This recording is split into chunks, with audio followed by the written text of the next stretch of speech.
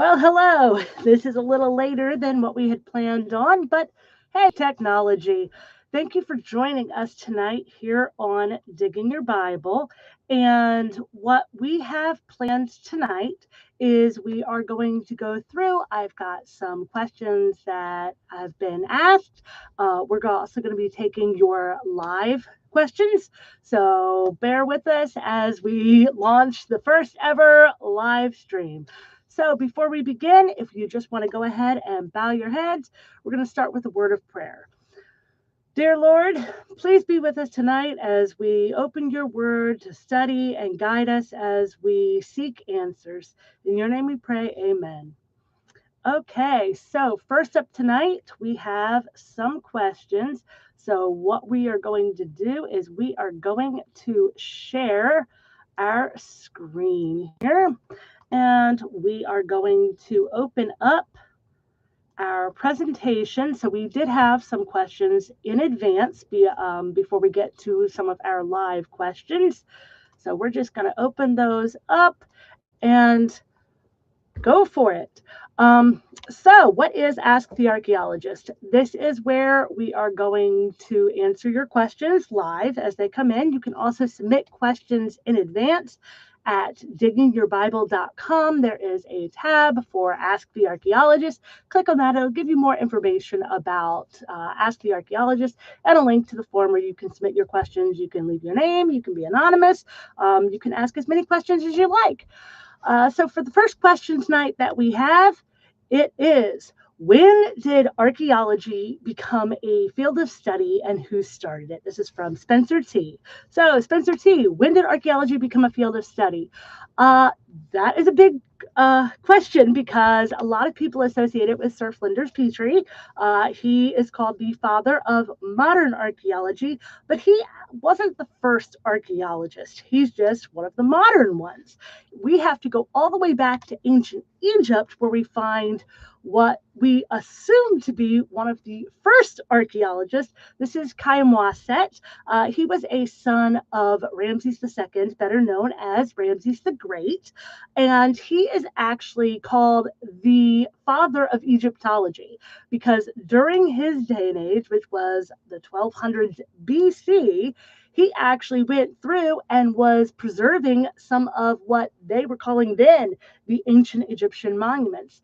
And one of the monuments that he was helping to preserve was what was known as the Djoser complex. This is in Saqqara. This is associated with Imhotep, whom we believe was actually Joseph. So this complex actually still exists today because Khaemwaset actually went through and took the effort to try to preserve this.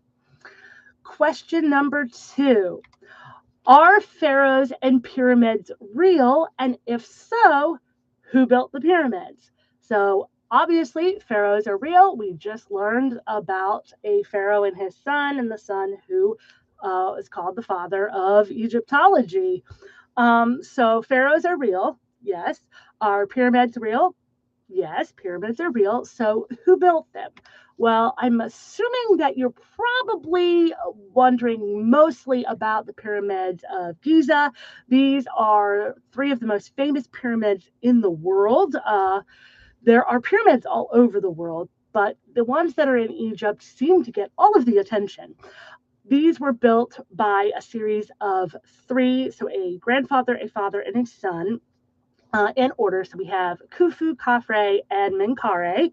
And these are the pyramids that were built after the time of Djoser, but before the time of Amenhotep and Tutmosis, all of the Tutmosises there. So it was sometime after Joseph, but before Moses. That's about the time frame that we're looking at for when the pyramids were built. Question number 3. Did it ever snow in the Bible? That is a good question. We hear a lot about snow in regards to it being cold or associated with the color, like white as snow. But there's one in particular instance where it actually mentions snow being on the ground and having something to do with an action. This is Benaiah, who was one of David's three mighty men, and he slew a lion in the snow. And you can find that in 2 Samuel 23:20. Question number 4. What do you like most about being an archaeologist? So I love puzzles. And to me, the Bible and archaeology are big puzzles where we have all the pieces, we just have to put them together. So the thing that I find the funnest is reading through the Bible, looking at the artifacts and all of the scrolls and stuff that we have left over from these ancient civilizations and piecing it all together. That is what I find the funnest. Question number 5. Who are the oldest people in the Bible? Interesting question. First, we're going straight back to the beginning. The very oldest people in the Bible, of course, would be our first 10 generations. This picture shows 9. These are the patriarchs. We have Adam and Methuselah and Jared and Noah. The 5 oldest in order would be Methuselah at 969 years old, Jared at 962, Noah at 950, Adam at 930, and Seth all the way down at 912. But the absolute oldest people in the Bible, one of them is not pictured here, and that would be Enoch. Enoch is the absolute oldest man ever because he was translated. He walked right into heaven. We can read about Enoch being translated in Genesis 5:24 and in Hebrews 11:5. So Enoch is little over 5,300 years old. So he is the absolute oldest man in the Bible. Then we have Moses.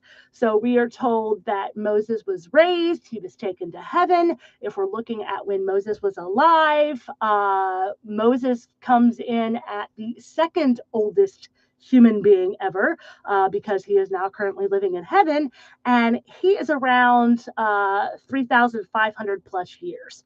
And we can read about Moses being raised in Romans 5:14, Jude 1:9, and Matthew 17:3. Question number 6. Has Noah's Ark been discovered? And this is an interesting question because this is actually pointing at one of the subjects of our new archaeology files seminars. We're actually going to be answering this question starting February 7th. We're going to be doing a seminar series specifically about, has Noah's Ark been found? What is the evidence for Noah's Ark? So we are going to be looking at all of the evidence from different locations to determine which one is the most viable option. I do believe that Noah's Ark has been found, but this is going to actually cover all of the evidence because it will take quite some time and we'll go way more in depth to that answer in this seminar series that's going to be starting February the 7th. So be sure to come and join us for those. All right, so now it's time for our live segment. So we're going to look and see if we've had any live comments tonight.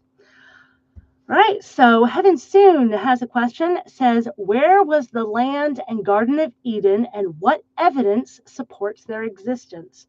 Very interesting subject. So the Garden of Eden, for those that don't know, is the original dwelling place where God placed the first couple, Adam and Eve. We can read about this in Genesis chapter 2. This is where they were placed to live. And Moses describes this garden as having 4 rivers that flowed from it. And these 4 rivers, if we open up our Bibles, we're going to reach down here and grab our Bible. If we open to the book of Genesis, we can look in Genesis chapter 2, and it starts talking about it in verse 10.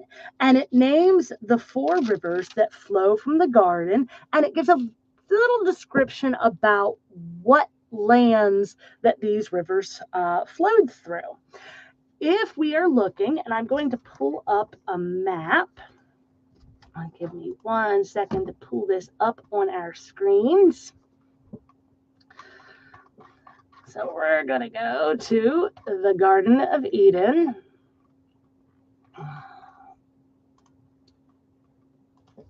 Just 1 second here.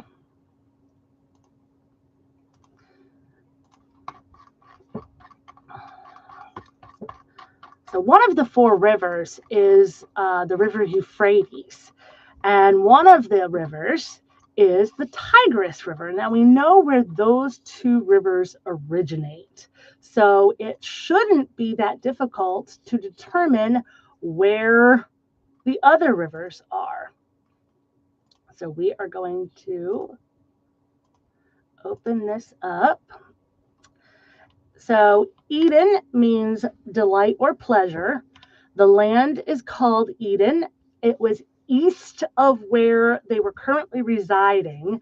The land where Adam and Eve were formed from the dirt actually wasn't inside of the garden. They were placed in the garden afterwards. So we could kind of consider Eden the region and the garden their specific dwelling place within this region. Cain got cast out of this particular region and he went east to the land of Nod. The 4 rivers is the Pison, the Gihon, the Hiddekel, and the Euphrates.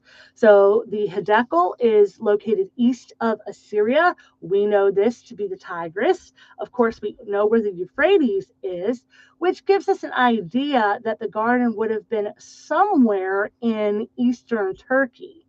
As we are looking at these rivers, if they originate in eastern Turkey and they flow south, some people have equated the Gihon with the Nile, but the Nile does not flow from south or from north to south like the Tigris and Euphrates. The Nile actually flows south to north, which doesn't equate with this area where we know the Euphrates and the Tigris are. Now, why am I pointing this out? Because as Moses is writing this book, he's not writing it to a pre-flood people. Moses is writing this to a post-flood people using landmarks that the people of his day would have been familiar with. So a question that I get asked is, well, how do you know that it's still these particular rivers? We know that because Moses is not writing. So it can be just willy-nilly out there, hey, these were the names of the rivers. Moses is writing with specifics so that his people can easily identify exactly where these things took place, making them know that, hey, this isn't just a myth or a fairy tale that you've read about. You're not going to get lost up in the Egyptian mythologies because that's what they had been surrounded by for a number of years. He's giving them tangible evidence that this is exactly what happened, and here you go. So when we're looking at this general vicinity of this map, we can see that the Euphrates and the Tigris originate around the same area, but we also have several other rivers. And one of these rivers is the Halys River. This is the longest river in Turkey, and it flows from just to the western edge of the Euphrates is where it starts, and it comes over and it makes a U shape until it circles back around and goes to the Black Sea. This is interesting because the area where this river is also has a plant that is a resin plant, which is one of the defining factors that Moses lists when he is talking about one of the rivers. He mentions this particular plant. What's interesting with this plant is it only grows in this region. We even have coins that specifically depict this plant because it was a defining factor and unique to this particular region. And we can find this in Genesis 2:11 through 12. Now, in the central Anatolia region, we have Turkish onyx. This is another one of the stones that is mentioned along with this particular plant, and both of these elements occur in this specific region, and both occur within the region of this Halys River, which makes me think that the Pison River is probably what was at one point known as the Halys River. Okay. We also know that there is gold in this region, and this region is known for its gold mines. Now, there are some alternate ideas. Some people believe that there's a book called the Jubilees. This is a book of Jewish traditions. It's kind of a take it or leave it. There are some contradictory material inside of it that does not agree with what the biblical narrative says.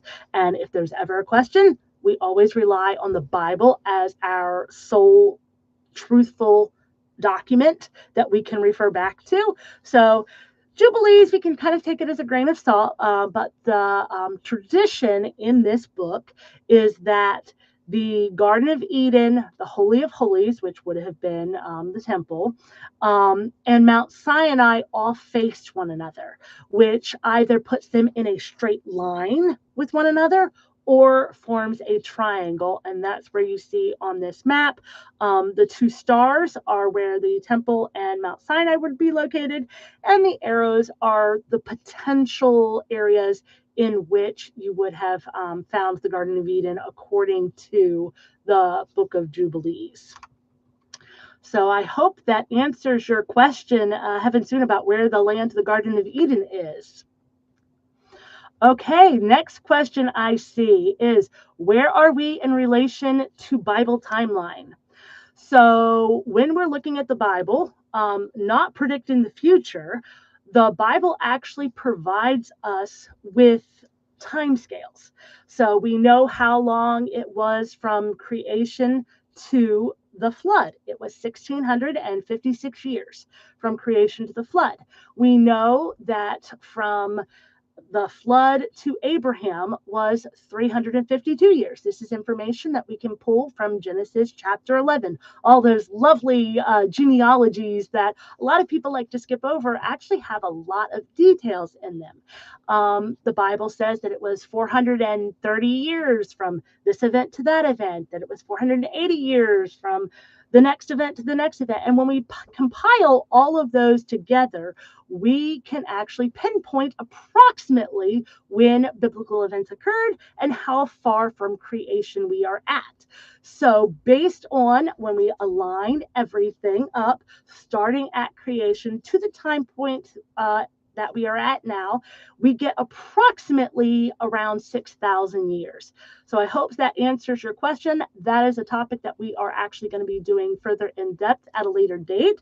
And I'll be happy to answer more in-depth questions. If you have a specific question about when an event occurred, please comment as we go through, and I will try to get back to you. That's also a great question if you want more details to submit on that questionnaire at diggingyourbible.com. Next question from Janice. It says, where in the world is the modern area of where Babylon was? So Babylon is actually around the area of Baghdad. And if you give me 1 minute, I can actually pull up a map to show you where ancient Babylon is in comparison with what we now call Baghdad. So let me just pull up these slides here,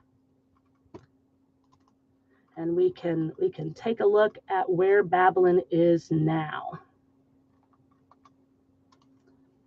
So let's pull up this slide here. Okay, so if we look at this map, everything in green, this is the Babylon controlled area when we're looking at the book of Ezra. It later became the Persian controlled area. Persia would have been a little bit further east.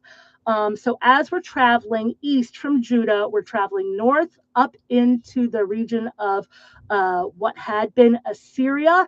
From there, we're going to get to modern day Syria, Damascus, Aleppo. We're going to be traveling east following the Euphrates River. And as we go down to the Euphrates River area, right where the Euphrates River and the Tigris River almost touch, this is where we're going to have the city of Babylon. So when we're looking, we're just going to skip by here to get to an artist rendition of what they believe that ancient Babylon looked like. Ancient Babylon was actually described as being absolutely tremendous in size. 14 miles on either side with walls that were 50 cubits, which is 85 feet wide, 340 feet tall, 14 miles on each side, broken down into city blocks, approximately a mile by a mile. So this does not actually match up with what we're seeing that has been dug up in modern archaeological digs. What we are seeing in modern archaeological digs is this blue square area. That is the area that they have been looking at currently and saying, hey, we have ancient ruins of Babylon, which they do. They have ancient ruins of Babylon there. But notice the yellow square. When I zoom out, the yellow square here is actually what is described by all of the eyewitnesses who actually lived in Babylon, which means that most likely what we're looking at as far as the archaeological ruins that are currently visible is just a very small portion of a much larger city. And we can actually zoom in to one little region. So if we're looking at the yellow square, if we look a little southeast of the center at that yellow dot, if we zoom in further, we can actually see the ancient remains of a complex that I've highlighted here on this square and zoomed into. So it's near Baghdad. The ancient remains, probably very little has actually been dug up, but what very little we have dug up is actually quite fascinating. This is one of the walls. It's called the Ishtar Gate. It's currently in a museum in Germany. And this is what Daniel would have been walking through probably every day, going about his business for the king. So what little we actually have from Babylon is actually, when I say little, is actually quite large. So let's look at our next question. So, Tower of Babel, and is there any remnant of it left? So, a lot of people believe that the Tower of Babel was actually situated in Babylon, but that's actually a later rendition, a later interpretation of where the tower actually was. If we are looking at the ancient records, and let me find my slides here for Tower of Babel so I can give you a look on a map. So it's actually a misinterpretation of the word Babel for Babylon. There are actually two different words that sound very similar.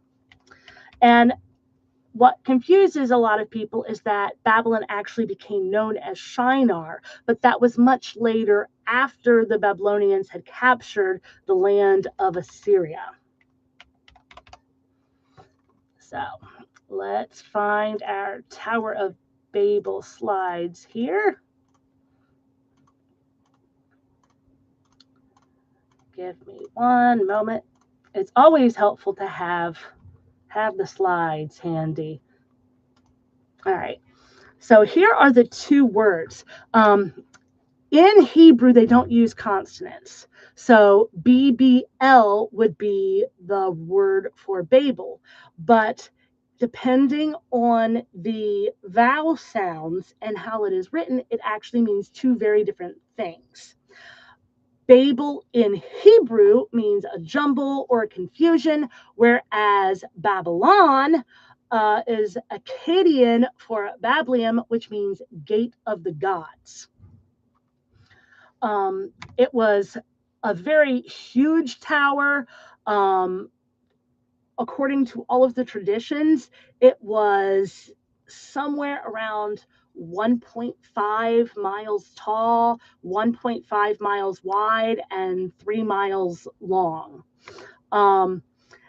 If we look in the traditional book of Jasher, and like I said, this is another thing like the book of Jubilees, it is a traditional record. There are items in there that contradict the Bible, so we have to very closely examine it. The Bible has all of the actual evidence that we need. If we go to Genesis chapter 11, we'll just turn to Genesis chapter 11 right now. And it says, in verse 2, and it came to pass as they journeyed from the east that they found a plain in the land of Shinar. And when you look at that phrase in Hebrew, the phrase is as they journeyed from the east, it means as they traveled eastward or from the eastward, meaning that they were traveling the opposite direction of east, which is west. The book of Jasher says that they found a valley opposite of the east and that they called that valley Shinar. Shinar is a word that means a land or country of two rivers. It's also called Sinar.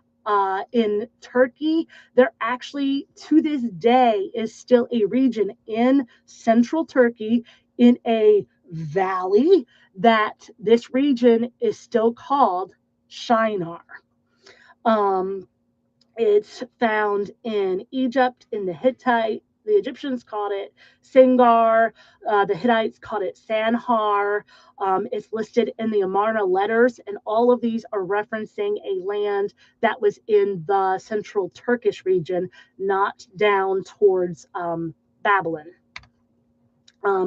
If we look at the founder of Babel was Nimrod. Nimrod built a series of cities in the land of Shinar. And then after he was done in Shinar, he went forth and he spread further out and he built the cities of Nineveh and Rehoboth and Calah and Rezin. So if he expanded and they're leaving from where Noah's Ark is, which everybody pretty much agrees that the Noah's Ark location and Mount Ararat historically is in eastern Turkey. So they were going from eastern Turkey. They're traveling westward. There is a valley there. They're at this valley. They build a tower. And from there, they decide to spread out. And they start traveling along the rivers. So in this valley, Shinar Valley, the Euphrates River goes along the top and comes around the west. The Tigris River starts in the more towards the southeast, travels along, and then drops further south. So the two rivers, the Tigris and the Euphrates, both have their origins surrounding this valley called Shinar. What's interesting is that if we look, the land of Babylon was actually not called the land of Nimrod. And we know that Nimrod was associated with the tower. Nimrod, it says he went forth from that land. If we look in Isaiah 23:13 and 2 Kings 24:2, Asher or Assyria is the land of the Chaldeans. This is the land that where Abraham would have his family would have originated. And then if we look in Micah 5:6, it says that Assyria is the land of Nimrod, not Babylon. And at this point, Babylon and Assyria are two separate entities, not merged yet. And Micah is saying that Assyria is the land of Nimrod, which means that the tower would not have been in the southern city of Babylon. It's most likely up near this land of Nimrod. Here is a map that shows the land of Assyria versus the land of Babylon. And then here's just a reminder of who Nimrod was. Nimrod was the grandson of Ham. We know that it was during the days of Peleg or Peleg, in which there was some type of division amongst the people. And all of this happened during the legs of Peleg, during the life of Peleg, which he died before Noah did. So all of this is within 350 years of the flood. So most likely, Tower of Babel is actually in a valley up near in Turkey. And here's the picture that I was looking for. There's a mountain at the edge of this valley. So if you look at this little red dot, that is the mountain in this valley. This mountain is called Mount Nimrut or Mount Nimrod, which I find very, very interesting. One of the kings later made a monument there on this mountain. I always think it's Mountain of the Gnomes because this monument looks like gnomes to me. But this is Mount Nimrod that is there overlooking the region of Shinar in Turkey. So I hope that answers your question there. All right. I love Heaven Soon says, I love the book of Genesis. When studying biblical history, God's spirit moves across the waters, but the space was void of anything. There was no water before. Proverbs 8:24-26. Very interesting. Yes, the land of Eden was in Turkey, and God put them back there after the flood. I do agree with that one. Next question we have is from Heaven Soon. It says, was Jesus crucified near the garden tomb or at the church of the Holy Sepulcher? Interesting question. I have some slides for that one. Let me pull some of those slides up so that we can take a look and see exactly which location this was.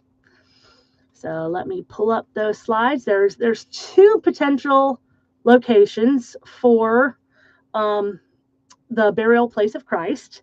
There's always, when you're looking at archaeology, there's always at least two, potentially maybe even more than that.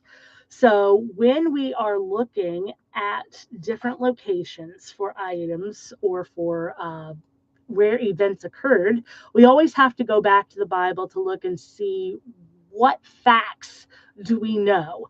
What is the archaeological evidence telling us about a specific location? And from there, we can make our best guesstimate. Archaeology is ever changing. So when we have an item or when we make a conclusion, we always have to have a little asterisk there saying that to the best of our knowledge, this is what we have currently found that would support our hypothesis. So in the case of the crucifixion, we know that there are several locations. So first up, we have Golgotha. Golgotha is also called the place of the skull. From the place of the skull, we have a location that is right around the corner that is called the Garden Tomb. And at the Garden Tomb, we have Skull Hill, then we have a tomb, and in the middle, there is a garden. So a man named Gordon went to this location. He was British. He was touring the area, and he took some photos. These are some of the photos that he took. If you see the red A, this is the Garden Tomb location, and location C is the place where the side of the mountain, the side of the mountain actually does look like a skull. And here is the pictures that were taken of what it looked like then. The picture in the upper right corner is what it looks like today. This is now a bus depot.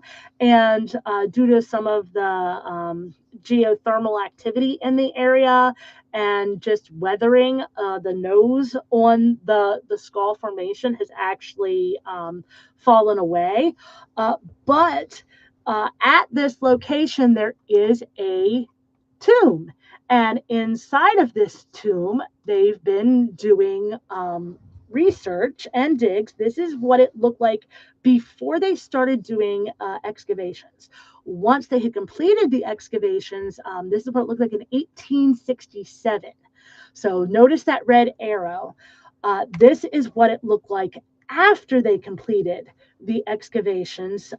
So there's been a lot of dirt that has been built up over this area. And in some of these recesses, particularly to the left of the door, you can see where there would have been posts for a ceiling. It was believed that this was turned into a first century church. This is what it looks like today. And if you notice in the upper right-hand corner, you can see where there had been a nail driven into the side of the wall, and the nail has been sheared off and is still embedded into the wall here. Inside of the tomb, there are two empty areas. The one area, which is going to be when you're looking at the gate, to the left of the gate, this particular area was hurriedly dug out where the feet would have been, which indicates that the original individual that was to inhabit this tomb was shorter than the individual that did end up inhabiting this tomb for however brief a time. So it was the feet area was dug out very quickly. You can actually still see the chisel marks where they very hurriedly dug it out so that the body would lay flat so that it could properly be completed with the wrappings and the decomposition. So this is one area. It sat just outside of the city gate as the walls stood in the days of Christ, which was around 31 AD. After 31 AD, the walls were extended to the city, and this area would have been actually enclosed inside of the city, according to some of the theories. Much closer to the Temple Mount, we have what's known as the Church of the Holy Sepulcher. And the Church of the Holy Sepulcher, this is a map of the inside of it. There is a tomb in the central rotunda that looks like this now, where the traditional location for the burial of Christ has been placed. This is the slab where they believe that his body would have rested. They've turned various areas within the sepulcher as very ornamental, decked out with lots of gold. They would, in the early AD years, would have charged people a lot of money to bring incense or gifts and offerings. This to me has less of a viability of actually being the burial place of Christ. One, it was within the gates of the city during Christ's crucifixion. It wouldn't have been outside of the city gates. Some claim that there was a garden nearby, but those claims are not really founded. So it doesn't match the location of there being a garden with a wine press. It's not outside of the city gates. It's been highly revered and has become more of I would call it a tourist trap. But the biggest factor that stands out to me is the fact that it actually still exists, because we all know what happened in 70 AD when the Romans came in, and contrary to popular belief, they didn't just destroy the temple when they came they destroyed the entire city.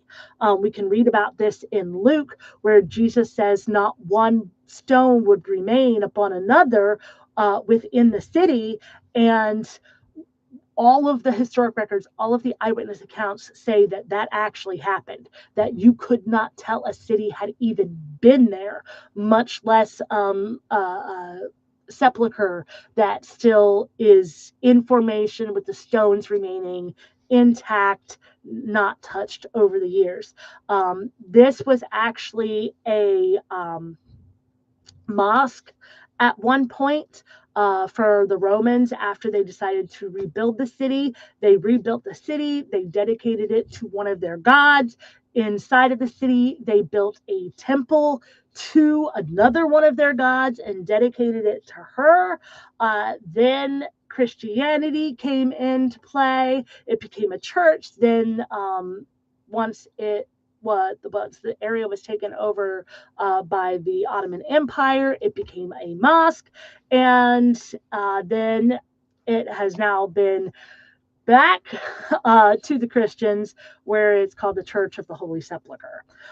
So, in my opinion, it's more of a tourist trap than it is the actual burial place of Christ. I lean towards the Garden Tomb as the burial location where he would have been. Let's see if we have any other questions today. All right. So, Janeth, when the Bible talks about travels to Asia and Asia Minor, where is this area, and does it have anything to do with what we think of as Asia today? So Asia, it could be in reference to Turkey, or it could be further into places like India, China, the Philippines, Indonesia.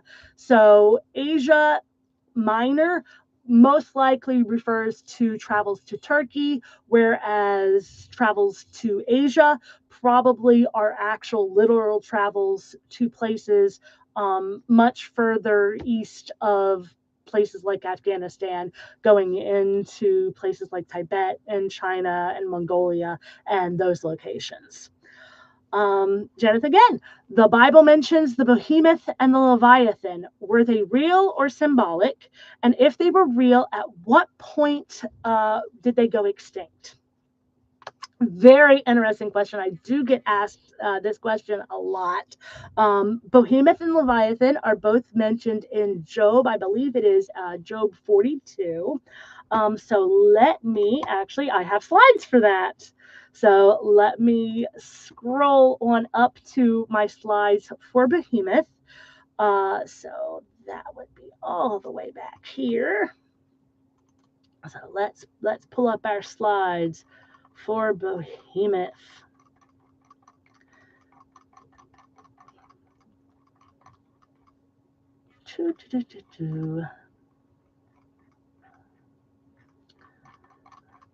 I've got slides for Behemoth and Leviathan.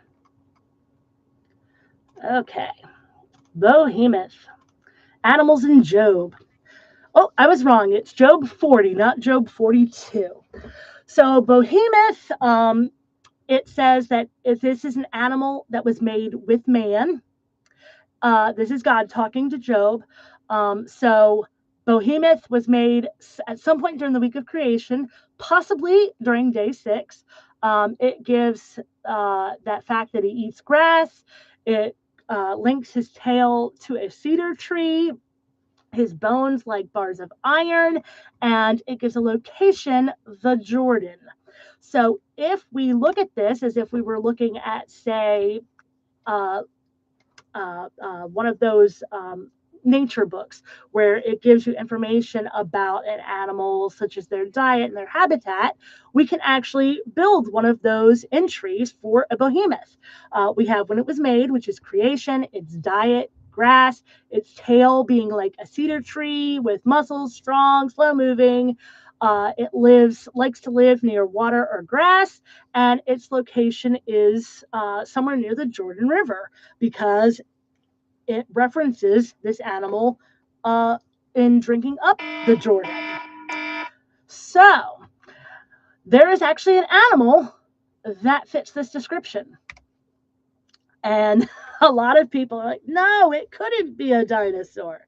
Well, we have bones of very, very large creatures that surpass any creatures that we have today.